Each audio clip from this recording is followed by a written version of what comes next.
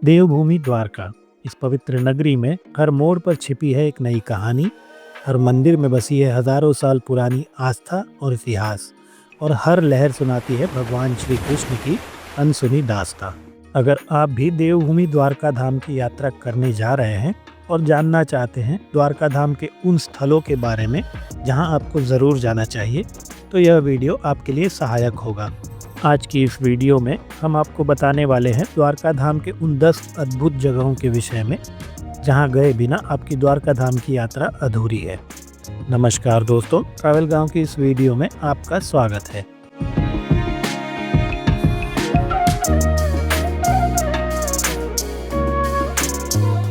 सबसे पहला स्थान है श्री द्वारकाधीश मंदिर।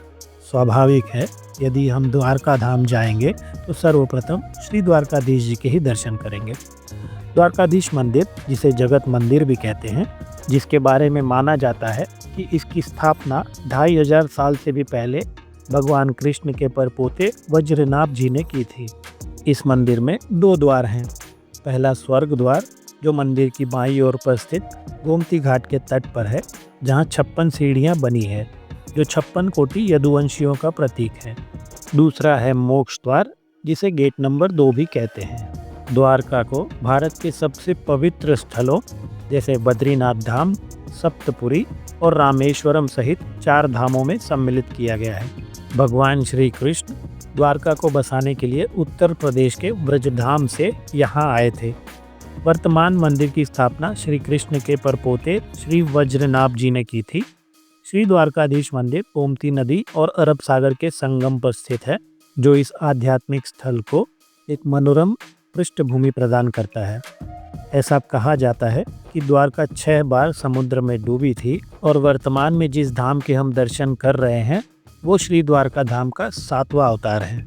नंबर 2 पर है श्री कुशेश्वर महादेव मंदिर। विशाल द्वारकाधीश मंदिर परिसर के भीतर ही एक महत्वपूर्ण मंदिर, जहां भगवान श्री कृष्ण ने कुश नाम के राक्षस को जलमग्न किया था और उसके सिर पर शिवलिंग की स्थापना की थी। श्री द्वारकाधीश के दर्शन से पहले यहाँ दर्शन करना आवश्यक है। यदि पहले नहीं तो श्री द्वारकाधीश के दर्शन करने के बाद यहाँ दर्शन अवश्य करें। भक्तगण सबसे पहले यहाँ श्रद्धा सुमन अर्पित करते हैं, क्योंकि यह स्थल कृष्ण द्वारा पवित्र राज्य की स्थापना का प्रतीक है। इस शिवलिंग को स्वयं श्री कृष्ण ने स्थापित किया था। यहाँ शिवलिंग भूमिगत गहराई में स्थित है।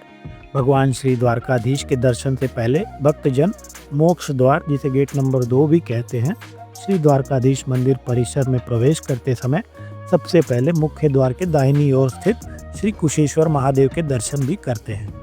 यहाँ दर्शन नहीं किया तो आपकी द्वारका धाम की यात्रा अधूरी मानी जाती है। नंबर 3 पर है गोमती घाट। पौराणिक कथाओं के अनुसार गोमती नदी सीधे स्वर्ग से उतरी है और इसे अवरोही गंगा भी कहा जाता है। ऋषि वशिष्ठ अपनी पुत्री देवी गोमती को रावण से युद्ध के बाद भगवान राम की शुद्धि के लिए पृथ्वी पर ले आए थे। ऐसी मान्यता है कि शुद्धि के बाद देवी गोमती इसी स्थान से होकर बहती रही और अरब सागर में विलीन हो गई। इसी तट पर भगवान कृष्ण ने अपनी राजधानी द्वारका नगरी स्थापित की थी। यहाँ स्नान करने से आत्मा का शुद्धिकरण भी होता है। चौथे स्थान पर है पंचकुई। पंचकुई का अर्थ है 5 कुएं।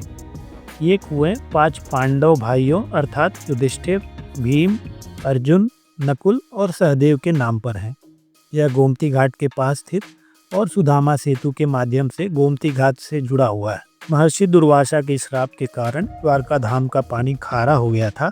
आज भी द्वारका धाम का पानी खारा है। ऐसी मान्यता है कि पांडवों ने इस स्थान पर आकर इन कुओं का निर्माण किया था और इनमें 5 अलग अलग नदियों का पानी भरा था, जो आश्चर्यजनक रूप से मीठा है। पिछले 2 साल से दर्शन बंद हैं। मैं नवंबर 2025 में गया था, उस समय भी पंचकुई के दर्शन बंद थे। यदि आप जाएं और दर्शन खुला हो तो आप यहाँ भी ज़रूर दर्शन कीजिएगा। 5वें स्थान पर है श्री समुद्र नारायण मंदिर। वैसे तो श्री द्वारकाधीश मंदिर के आसपास बहुत छोटे बड़े मंदिर हैं, मगर ये भी एक विशेष मंदिर है, श्री समुद्र नारायण मंदिर, जहाँ आपको अवश्य जाना चाहिए। समुद्र नारायण की मूर्ति रेत के रंग की है। समुद्र नारायण का अर्थ है नारायण या समुद्र में निवास करने वाला भगवान। समुद्र नारायण मंदिर गोमती घाट के सबसे दूर वाले छोर पर अरब सागर के बहुत पास में स्थित है और भगवान विष्णु को समर्पित है ये मंदिर। समुद्र नारायण मंदिर 3 तरफ से गोमती नदी और अरब सागर से घिरा हुआ है, तो यहाँ भी आपको अवश्य जाना चाहिए। नंबर 6 पर है श्री भड़केश्वर महादेव मंदिर। लगभग 5000 साल पहले अरब सागर में एक शिवलिंग प्रकट हुआ था, जिसे आज भी हम श्री भड़केश्वर महादेव मंदिर के नाम से जानते हैं। जून जुलाई के महीने में सागर स्वयं ही शिवलिंग का अभिषेक करता है और कुछ समय के लिए यह मंदिर सागर का हिस्सा बन जाता है। मंदिर का सबसे प्रसिद्ध उत्सव महाशिवरात्रि है।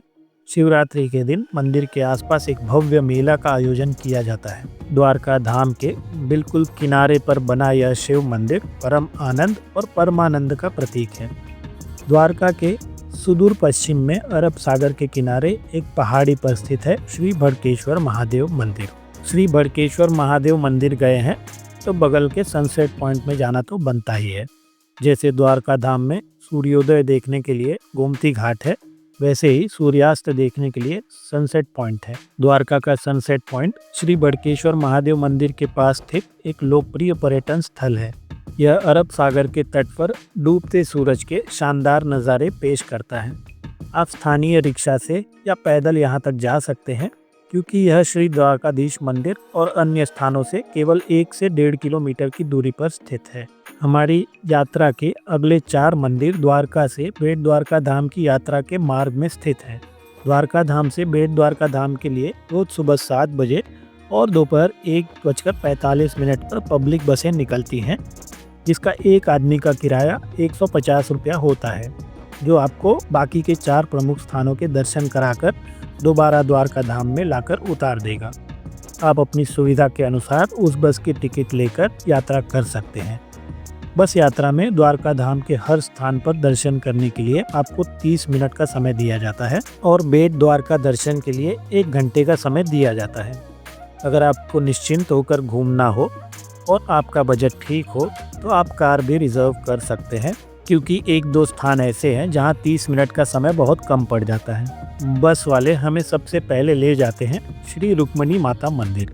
रुक्मणी माता मंदिर भगवान श्री कृष्ण की पटरानी की स्मृति में बना है। कहा जाता है कि यह मंदिर 2500 वर्ष से भी अधिक पुराना है।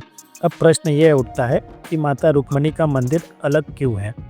एक कथा के अनुसार भगवान श्री कृष्ण ने अपने गुरुदेव महर्षि दुर्वासा को भोजन पर निमंत्रण दिया था। तब महर्षि दुर्वासा ने एक शर्त रखी थी कि अगर रथ को माता रुक्मणी और श्री कृष्ण स्वयं खींच कर ले जाएंगे तभी वो भोजन करने आएंगे। भगवान श्री कृष्ण और माता रुक्मणी ने ऐसा ही किया। रथ खींचते खींचते जब माता रुक्मणी को प्यास लगी तो उन्होंने भगवान श्री कृष्ण से जल मांगा।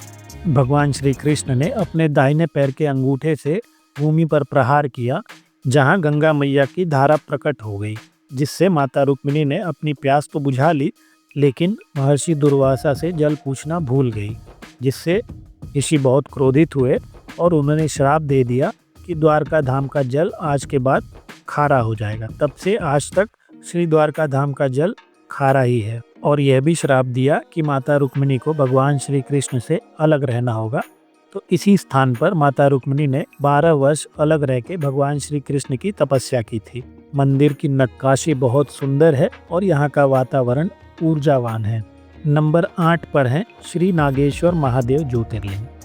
रुक्मिणी माता के दर्शन करने के बाद बस वाले हमें ले आते हैं श्री नागेश्वर महादेव ज्योतिर्लिंग मंदिर में। श्री नागेश्वर महादेव ज्योतिर्लिंग भगवान शिव के 12 ज्योतिर्लिंगों में से 8वां ज्योतिर्लिंग है, जो द्वारका धाम से 17 किलोमीटर दूर स्थित है। यह नागों के स्वामी भगवान शिव को समर्पित है। पौराणिक कथाओं के अनुसार भगवान शिव ने राक्षस दारुक का वध करके इसे स्थापित किया था। यह मंदिर दारुक वन क्षेत्र में है और इस शिवलिंग के दर्शन करने से भक्तों को हर प्रकार के नाग दोष से मुक्ति मिलती है और पापों का नाश होता है। इस ज्योतिर्लिंग में भगवान शिव और माता पार्वती नाग और नागिन के रूप में विराजमान है। 9वें स्थान पर है गोपी तालाब। गोपी तालाब द्वारका में एक पवित्र तालाब है जो भगवान श्री कृष्ण और गोपियों से संबंधित है। यह द्वारका से लगभग 21 किलोमीटर दूर है और श्री नागेश्वर ज्योतिर्लिंग मंदिर के पास स्थित है। ऐसा माना जाता है कि महाभारत युद्ध के बाद जब अर्जुन को अपने धनुर्धर होने पर बहुत घमंड हो गया था, तो भगवान श्री कृष्ण ने 16,108 गोपियों को अर्जुन के संरक्षण में मथुरा भेजने का आदेश दिया। रास्ते में इसी तालाब में स्नान करते समय कृष्ण द्वारा बनाए गए भील लुटेरों ने आक्रमण कर दिया और अर्जुन को हराकर बंदी बना लिया। भील लुटेरों के डर से गोपियां इसी तालाब में समा गई और अपने प्राण त्याग दिए। इस तालाब से निकलने वाली मिट्टी को गोपी चंदन कहा जाता है, जिसे बहुत पवित्र माना जाता है और भक्तों द्वारा तिलक के रूप में प्रयोग किया जाता है। हमारे यात्रा का अंतिम पड़ाव अर्थात नंबर 10 पर है श्री बेट द्वारका धाम। द्वारका के तट से दूर एक छोटा सा द्वीप, जहां ओखा के रास्ते सागर पर बने विशाल और भव्य सुदर्शन सेतु से होकर पहुंचा जा सकता है। माना जाता है कि भगवान श्री कृष्ण के यहाँ आने पर उन्होंने यही निवास किया था। बेट द्वारका, जिसे शंखोद्धार के नाम से भी जाना जाता है, इस स्थान के बारे में कहा जाता है कि द्वारका में अपने शासन के वर्षों के दौरान भगवान श्री कृष्ण का निवास स्थान यही था। बेट द्वारका का नाम बेट शब्द से लिया गया है, जिसका अर्थ उपहार होता है, और एक कथा के अनुसार ऐसा माना जाता है कि भगवान कृष्ण ने इसे अपने मित्र सुदामा से प्राप्त किया था। एक और मान्यता के अनुसार इसी स्थान पर भगवान श्री कृष्ण और सुदामा की भेंट हुई थी, इस कारण इसे बेट द्वारका भी कहा जाता है। बेट द्वारका धाम में बना है सोने की द्वारका। मुख्य मंदिर के पास ही बना है सोने की द्वारका, पर यह वास्तविक सोने की द्वारका नहीं है। कहते हैं कि भगवान कृष्ण की असली द्वारका सोने और चांदी से जड़ी हुई थी, जो श्री कृष्ण के प्रस्थान के बाद समुद्र में डूब गई थी। आप चाहें तो वर्तमान में बने इस सोने की द्वारका का दर्शन कर सकते हैं। यहाँ दर्शन करने के लिए आपको 40 रुपए का टिकट लेना होता है। यहाँ फोटोग्राफी और वीडियोग्राफी अलाउड है। बाकी के मंदिरों में फोटोग्राफी और वीडियोग्राफी अलाउड नहीं है। इस सोने की द्वारका में भगवान श्री कृष्ण के बाल्यकाल से लगाकर द्वारकाधीश बनने तक की यात्रा की झलकियाँ मौजूद हैं। महाभारत के कुछ महत्वपूर्ण प्रसंगों की झांकियाँ, देवी देवता, संत, ऋषि मुनि, नारायण के 10 अवतार, भगवान शिव के 12 ज्योतिर्लिंग, भगवान श्री लक्ष्मी नारायण जी की भव्य प्रतिमा और अनेकों दिव्य झांकियाँ इस मंदिर में है। इस मंदिर को ठीक से घूमने में आपको 20 से 30 मिनट तक का समय लग सकता है। तो दोस्तों, आशा करते हैं कि आपको ये वीडियो पसंद आया होगा और ये वीडियो आपके लिए यूज़फुल रहा होगा। यदि वीडियो आपको यूज़फुल लगा हो तो इस वीडियो को एक लाइक अवश्य करें, कमेंट में जय द्वारकाधीश लिखें और हमारे वीडियो को हाइप ज़रूर करें। इससे हमारे वीडियो की रीच बढ़ती है। इस वीडियो में यहीं तक। तो अभी चलते हैं, फिर मिलते हैं एक नई मंजिल की ओर बढ़ते हुए कुछ नए रास्तों पर। तब तक के लिए जय श्री द्वारकाधीश, जय श्री राधे, हर हर महादेव।